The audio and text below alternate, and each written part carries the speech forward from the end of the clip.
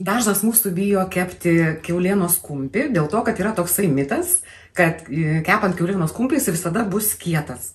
Tai šiandien norėčiau pasidalinti su jumis tokia maža paslaptimi, kaip padaryti, kad kepęs kumpis būtų minkštutis ir sultingas.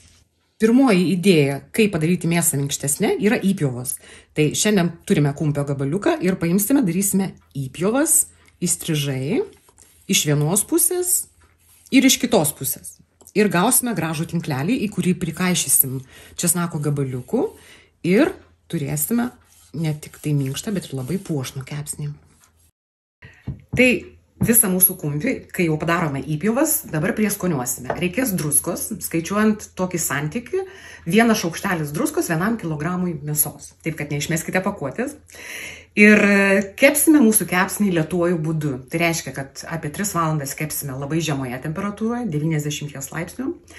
Ir tik tai gale paskrudinsim, kad būtų traški plėvelė. Tai pirmiausia pradedu nuo mėsytės pasūdymo. Kaip minėjau, proporciją išlaikom. Beriu reikalingą druskos kiekį. Stengiuosi pataikyti į tarpelius. Taip, čia jau turime pakankamai. Ir truputėlį įmasažuoju. Čia precizika nėra būtinai, bet tiesiog truputėlį, kad druska sureaguotų su mėsyte ir pradėtų tirpti. Taip, o dabar dėsime prieskonius ir į kiekvieną tarpelį dėsime po česnako riekelę. Prieskonių negailime, kadangi tai yra labai svarbus kepsnio sudėtinis dalykas. Naudoju beje džiovintas Provanso žoleles. Bet galima naudoti absoliučiai bet kokius prieskonius, kuriuos jūs patys mėgstate. Galima dėti čiliuko, jeigu mėgstate aštresnį skonį, bet pakankamai aštrumo duos ir česnakai. Tai štai taip, stengiantis pataikyti į kiekvieną įpjovą, dedu česnakų gabaliukus. Jie suteiks ypatingo skonio kepsniui ir dar bus maloniai apskrudę po kaitinimo gale. Daug kas labai mėgsta šitą kepsnį būtent dėl česnakų.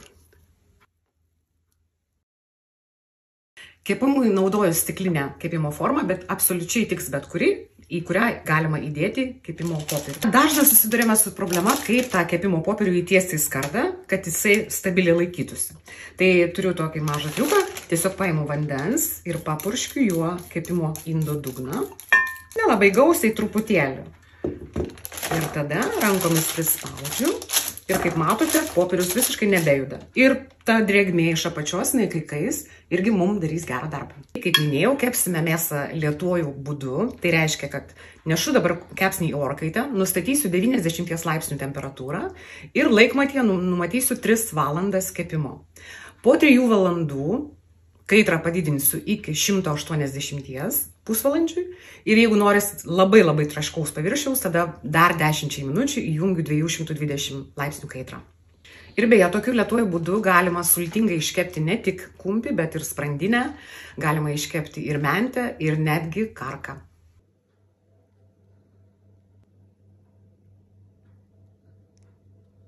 Pjauname šitą grožį.